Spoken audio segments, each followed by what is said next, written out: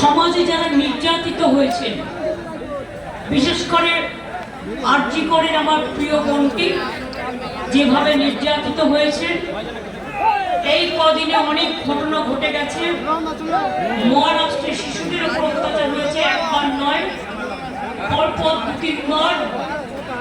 উত্তরপ্রদেশে হয়েছে, রাজস্থানে হয়েছে, মধ্যপ্রদেশে হয়েছে, বিহারে হয়েছে, উড়িষ্যায় হয়েছে, মণিপুর তো আছে, আসামেও হয়েছে। আমি সকল নির্যাতিত পরিবারকে আজকের দিনে এই দিনটিকে উৎসর্গ করে আমরা এই দিনটি উৎসর্গ করছি নির্যাতিতদের আত্মার প্রতি, যারা নির্যাতিত হয়েছে তাদের প্রতি সমবেদনা এবং পরিবারের অনেক সমবেদনা জানিয়ে অভিষেক আপনাদের কাছে ডিটেলস বলেছেন।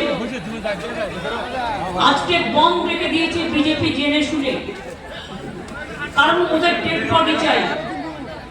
আমরা শান্তি চাই, আমরা বিচার চাই, আমরা দোষী ব্যক্তির শাস্তি চাই, ফাঁসি চাই।